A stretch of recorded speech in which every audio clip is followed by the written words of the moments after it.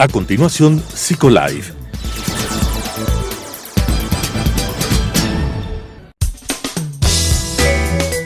Clasificación A. Apto para todo público.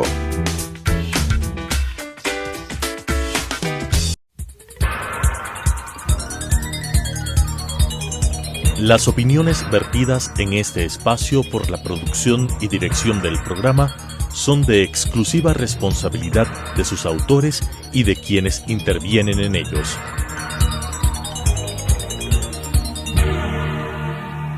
Telesucesos Canal 29 UHF presenta Psicolife, un programa creado para hablar de psicología desde una vertiente científica pero amena con la conducción de la doctora Elizabeth Montenegro. Psicolife. Encontrar pareja no siempre es tan sencillo como se pensaría, y es por eso que ahora, en pleno siglo XXI y con toda la globalización y la digitalización que tenemos a nuestro alcance, las relaciones de pareja también han transitado hacia el mundo del Internet, hacia aquellas páginas que te ofrecen encontrar tu media naranja. Y es que en realidad es positivo tal vez encontrar una pareja a través del Internet. Bueno, definitivamente la globalización es un punto a favor en cuanto a las relaciones de pareja, pues te permite tener la posibilidad de conocer a más personas. Además, para aquellas personas que tal vez son un poco más tímidas a la hora de relacionarse con los demás, estos medios son muy útiles para abrirse a gente nueva y desarrollar sus habilidades sociales. Además, son fáciles porque es una forma rápida y fácil de conocer personas. Pero, ¿existen aspectos negativos en las relaciones por Internet? ¿Cuáles son los riesgos que puede tener la persona que busca parejas en este mundo? ¿Existen beneficios también? ¿Te garantiza una relación de pareja a largo plazo el Internet? Estas y muchas otras interrogantes las iremos resolviendo en esta serie de programas Las relaciones de pareja en la era digital. Bienvenidos y bienvenidas. Amigos de Psicolife, bienvenidos a esta nueva edición de este programa en el que vamos cerrando todos estos temas que hemos abordado en torno a los amores virtuales, a la búsqueda de parejas a través de las aplicaciones, a cómo en definitiva la realidad virtual y también la tecnología se ha introducido en este tipo de relaciones. Y hoy quiero hablar con ustedes de un tema interesante también, relacionado con lo que hemos venido conversando, y es justamente sobre la intimidad artificial. ¿Saben ustedes a qué hace referencia ese tema? Bueno, este término de intimidad artificial es el nombre de un libro escrito por Rob Brooks. Él es profesor de ciencia de la evolución de la Universidad de Nueva Gales del Sur y fundó además ahí y dirigió el Centro de Investigación, Evolución y Ecología. En este libro, él hace referencia a los amigos virtuales, a los amantes digitales y también a los casamenteros algorítmicos. Miren ustedes estos términos nuevos que se van introduciendo en las interacciones humanas y sobre todo en estas interacciones afectivas. Pero para que podamos entender todo este panorama en relación a las amistades virtuales, a estos amantes digitales, creo que es importante que nosotros analicemos algo. Y es que la evolución del cerebro humano tomó alrededor de 6 y 8 millones de años. Es decir, miren ustedes todo ese tiempo en el cual el cerebro fue evolucionando, se fue transformando hasta convertirse en este cerebro social, racional, pensante, que es el cerebro de los humanos que conocemos ahora y con el cual funcionamos día a día. Pero ¿cómo ese cerebro que tardó todo este tiempo en evolucionar puede entonces entender y choca también de alguna manera con todos estos avances tecnológicos del siglo XXI? Realmente es una pregunta compleja, porque la base del ser humano, la base de una de las esencias del ser humano es justamente esta posibilidad de socializar, de interactuar con otros y de relacionarse con los demás. Eso de alguna manera es una de las características que nos hace evidentemente humanos. Pero ahora bien, vivimos en un mundo de tecnología que parecería un poco el de las películas de ciencia ficción que todos hemos visto en algún momento determinado y que nos hacen pensar, ¿será realidad que las máquinas pueden influir tanto en la vida de las personas, tanto todavía más en la vida afectiva y en la vida de las relaciones sociales de los seres humanos? Pues déjenme decirle que de alguna manera sí. Y es que las máquinas ahora pueden presionar de alguna forma todos aquellos botones psicológicos que van que tienen que ver con la persona, pueden hacer que se estimulen, que exploten ciertas reacciones de las personas para ser amigos. Pensemos también en el hecho de conversar con los demás, de chismear con los vecinos y también en estas relaciones afectivas amorosas. Las máquinas están inmersas también en ese sentido. Pero partamos hablando de algo entonces que también es fundamental para poder entender este tema y que hace referencia justamente a la inteligencia artificial.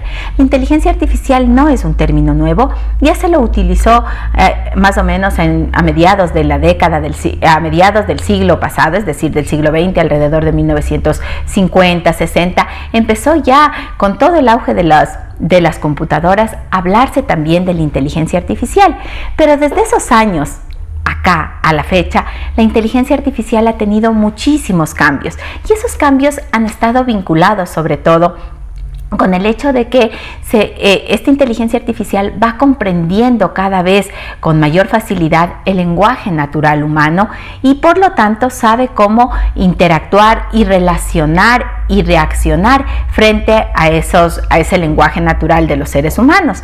De tal manera que miren ustedes, y para todos es familiar posiblemente Siri, Alexa, que son herramientas basadas justamente en inteligencia artificial y que cumplen, podríamos decir de alguna manera, esas funciones de interacción de lo que nosotros deseamos, ¿no es cierto? Una canción tal vez, que nos busque algo en Google.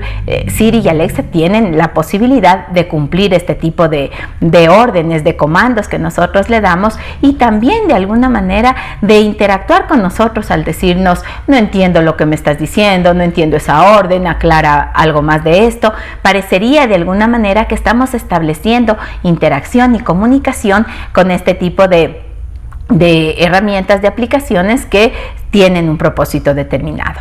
Pero la inteligencia artificial va más allá todavía de eso y existen muchas aplicaciones de amigos virtuales, de aplicaciones que permiten a las personas establecer amistades de forma virtual. Recordarán ustedes tal vez cuando eran niños se pusieron de moda, ¿no es cierto? Esas aparatitos que simulaban a las mascotas virtuales y esa mascotita tú tenías que alimentarle, sacarle a pasear, hacerle dormir y iba creciendo la mascota. Si tú te descuidabas en algún momento se enfermaba o se moría y nos quedábamos sin la mascota virtual. Bueno, pues lo mismo, esa misma idea de estas mascotas virtuales viene ahora dada con estos amigos virtuales. ¿Y qué hacen este tipo de aplicaciones? En este tipo de aplicaciones tú creas de alguna manera un avatar del amigo o de la amiga que tú quieres tener. Le otorgas un género, le otorgas características físicas, el color de los ojos, el color de la piel, el cabello y demás características que le van dando a este avatar una caracterización propia de esa amistad que la persona quiere tener con este amigo virtual. Después de eso se empieza a dar una suerte ya de interacciones con esa persona, con esa creación, ¿no es cierto?, virtual que el ser humano tiene frente a su aplicación. ¿Qué hace entonces este amigo virtual? Este amigo virtual empieza a conversar contigo, a interactuar, a veces a través de un chat, a veces a través de la voz, y de alguna forma las personas que tienen este tipo de experiencias con estas amistades virtuales van comentando lo diferente que es el tener este tipo de interacciones. Pues este amigo virtual se relaciona con ellos, le pregunta, por ejemplo, cómo se siente, cómo le ha ido en el día, cómo se siente frente a una situación que el humano le va comentando que ha tenido.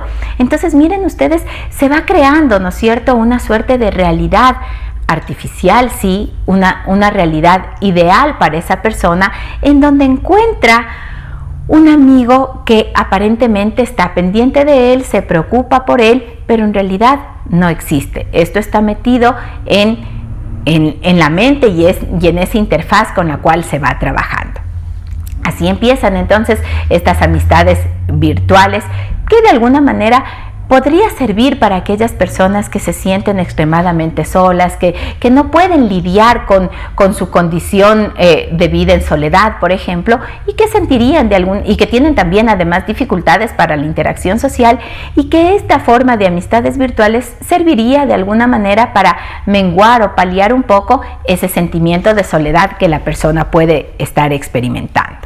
Bien, pero vamos entonces ahora ya no solo con esta inteligencia artificial, vamos a involucrarnos un poquito más, o vamos a adentrarnos un poquito más en este mundo de la virtualidad y hablar justamente sobre la realidad virtual. ¿Y qué es la realidad virtual? La realidad virtual es la simulación de imágenes tridimensionales que se generan en la computadora. Y esta realidad virtual, que ya nosotros la vemos a través de esas gafas que se utilizan, por ejemplo, en psicología mucho cuando se trabaja controlando fobias o en términos de ansiedad en las personas, se utiliza también ya la realidad virtual. En simuladores, en juegos también los hemos observado, también empieza a introducirse en el mundo de las relaciones afectivas. Miren ustedes cómo surge esto de alguna manera, y les voy a contar el primer juego que surgió justamente basado en esta realidad virtual. Es un juego de Nintendo que se originó en el año 2009 y se llama Love Plus. Este juego de Nintendo que utilizaba ya en esa época la realidad virtual, proporcionaba sobre todo a jóvenes de Japón. En Japón fue el boom de este primer juego que se propuso, y estos jóvenes de Japón, hombres sobre todo, tenían una novia. Esta novia era la que el juego te proporcionaba. Entonces la obligación, ¿no es cierto?, del novio era salir con ella, estar pendiente de fechas especiales, de los cumpleaños y demás. Y esta novia virtual cumplía ciertas características o ciertos roles de los que hubiera tenido una novia en la vida real. ¿Qué hacían entonces? Se enojaban, salían, interactuaban con ellos, todo mediado en este ambiente de la virtualidad.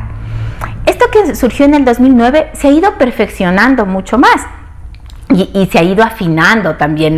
Las empresas han visto que este es un nicho muy importante para satisfacer de alguna manera estas necesidades afectivas que las personas tienen, pero que les cuesta hacerlos en el contexto de la vida real.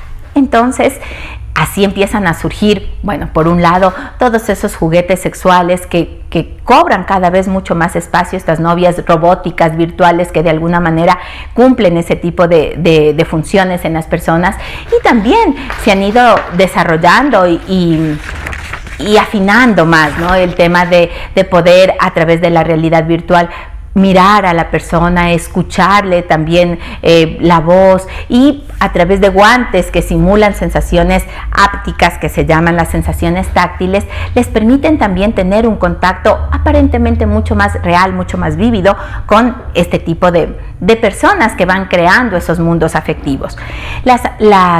Esta realidad virtual se va haciendo cada vez mucho más elaborada, mucho más avanzada, y encontramos entonces personas que planean viajes con sus parejas virtuales, salen a diferentes espacios, comparten con ellas actividades en común, pero son, al final, a la larga en todo esto, son seres en los cuales, más que seres, ¿no es cierto?, son producto de la tecnología, justamente son producto de esta inteligencia artificial unida a la realidad virtual, que son creadas, diseñadas por un humano para satisfacer esas necesidades también de estos humanos que se sienten sienten que tal vez por el tiempo, por sus ocupaciones laborales, o inclusive ya por no haber podido encontrar o por muchas decepciones amorosas, encuentran aquí o copan totalmente su mente en esta virtualidad que les satisface o les llena de tranquilidad y de placer en un momento determinado.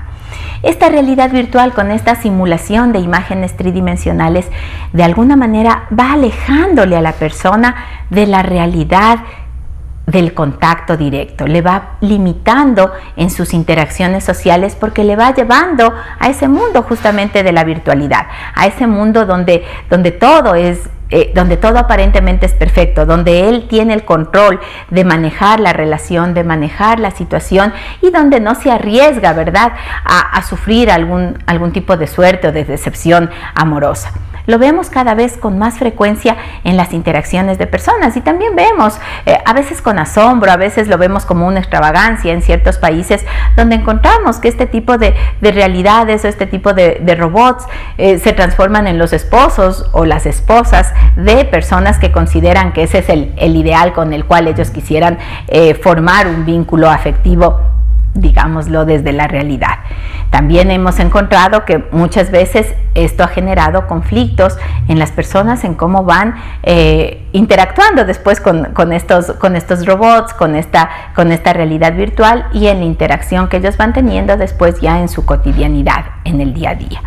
Entonces, miren ustedes, hablamos de estos amigos virtuales, hablamos de estas relaciones afectivas también que se dan desde esta realidad virtual, y les decía otro tema más, les hablaba sobre los casamenteros algorítmicos o los casamenteros digitales. Y claro, un término totalmente nuevo, el de casamenteros no, porque es conocido desde la antigüedad, sí, esas personas que tenían esa labor de encontrar personas afines con ciertas características particulares cada uno, y esta persona se encargaba de encontrarlos, de unirlos y de propiciar una relación afectiva. Pero hablamos ahora de unos casamenteros analógicos.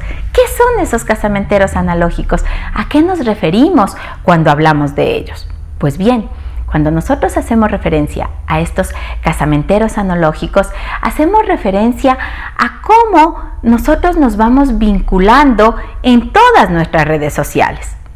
Y cómo en estas redes sociales se van generando algoritmos respecto a las búsquedas que nosotros vamos haciendo sobre temas específicos, sobre intereses específicos.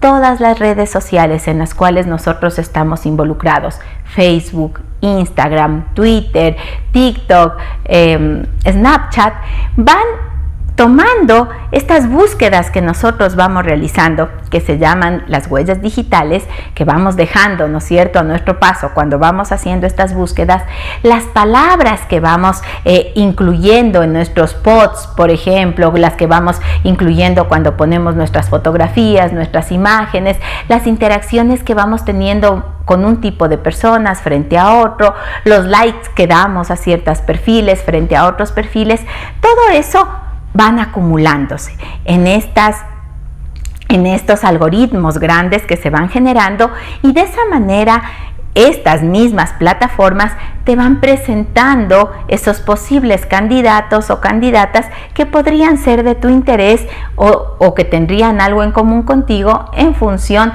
de estas afinidades que vamos teniendo. Miren ustedes que en el 2014 Facebook en el Día de los Enamorados justamente proyectaba y lanzó una proyección de cuántas personas iban a cambiar su estado de solteros a una relación o de una relación a solteros nuevamente, y todo esto lo hacía justamente en función de estos algoritmos que se iban acumulando, que se iban recopilando a lo largo de todas estas búsquedas que las personas van haciendo. Estos casamenteros analógicos que Rob Brooks da el nombre justamente en su libro y hace referencia a ellos, tienen como propósito determinado el tratar de encontrar, ¿no es cierto?, de cumplir de alguna forma esa función de esos casamenteros de antaño, de los siglos pasados, el tratar de encontrar esos perfiles más similares en las personas y buscar la forma de acercarlos, obviamente de una manera virtual, y después se supondría que se pasaría ya a un contacto más presencial, a un contacto directo. Estos aspectos son importantes para que nosotros los tengamos en cuenta, porque hemos hecho una revisión amplia de estas tres formas, ¿no es cierto?, de interactuar ahora. Lo hemos hablado también en los programas de las semanas anteriores, y ahora entonces tenemos que empezar a pensar cuál es esta característica de estas personas que se dejan envolver en este mundo de la virtualidad. ¿Qué es lo que buscan en esos espacios? Indiscutiblemente las personas, si nosotros decimos, y por eso yo les hablaba de esta evolución del cerebro humano, son seres sociales, necesitan sentirse parte de un grupo, necesitan saber que están formando parte de una comunidad, de una sociedad, necesitan saberse queridas, necesitan saberse atendidas, necesitan saber que pertenecen a un espacio determinado. Estas necesidades que los seres humanos van teniendo y que les motiva y que les abre las posibilidades de encontrar diferentes espacios de interacción, ya sea en la amistad o en las relaciones amorosas, son las que determinan muchas veces el cómo se van estableciendo estas nuevas formas de relación en la modernidad, en este siglo XXI. No son formas terribles, no son formas a través de las cuales tendríamos que asustarnos realmente, pero sí es importante que vayamos teniendo en cuenta esas características que nosotros tenemos, esas necesidades que en un momento determinado podemos estar manifestando para saber qué acciones vamos a tomar frente a estos diferentes tipos de interacciones que se van dando. Eso significa entonces que la realidad virtual nos puede trasladar a un mundo ideal, a un mundo en donde todo está bajo nuestro control, en donde podemos manejar cada una de las situaciones, de las interacciones que propiciamos, pero es eso, es un mundo virtual, es un mundo que no existe en la realidad, que está bien en un momento determinado, que está bien en ciertas circunstancias, pero que no puede ser el eje central de nuestra vida, porque eso significaría entonces que vamos a dejar de lado o que vamos a perder la posibilidad de estar en contacto con otras personas y de interactuar también con otras personas. Es innegable, es indiscutible que la sociedad de ahora nos invade y nos envuelve en una forma de trabajo, en una suerte de rutina muy arraigada, que muchas veces hace que dejemos de lado el cuidar otro tipo de actividades, por ejemplo, el salir, el preocuparnos por interactuar con otros, el conocer a otras personas, el tener otros vínculos sociales. Es innegable que la sociedad ha hecho eso de alguna manera, y el avance de la sociedad, lo que las grandes ciudades sobre todo hacen con las personas. Sin embargo, esta limitación que muchas veces vemos en la interacción social o en la facilidad de la interacción social no debería ser un único limitante para que podamos establecer este tipo de relaciones.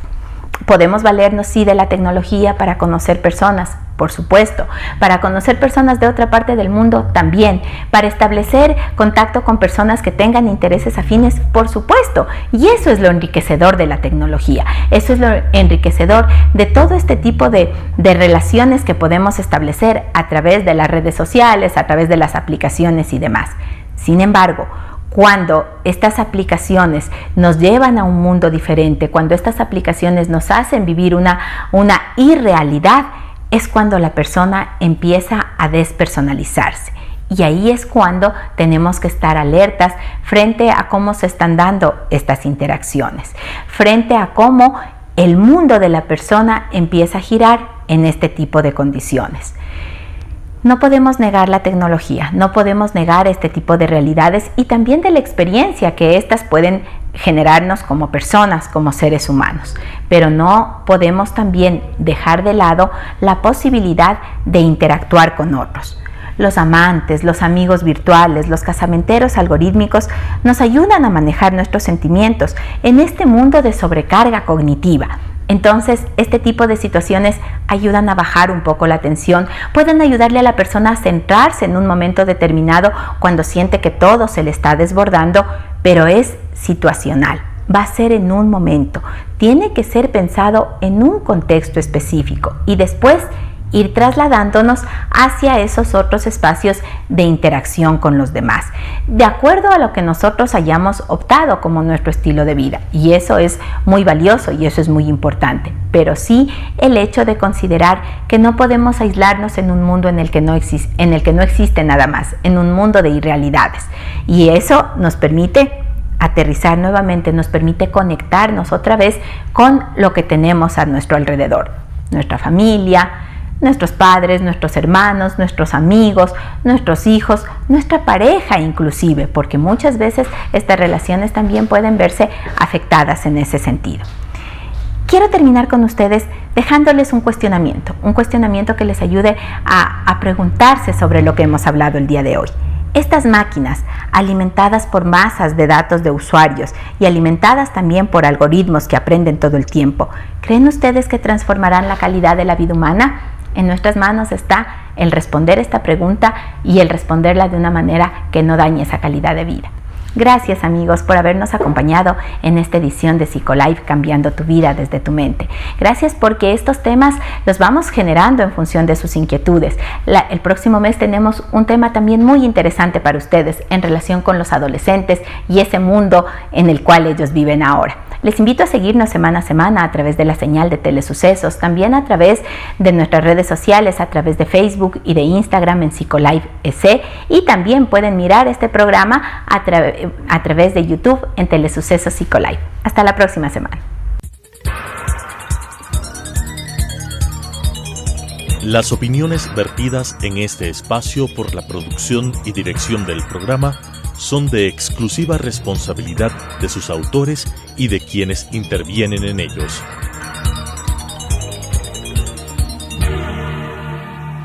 Telesucesos Canal 29 UHF presentó Psicolife, un programa creado para hablar de psicología desde una vertiente científica pero amena, con la conducción de la doctora Elizabeth Montenegro. Psicolife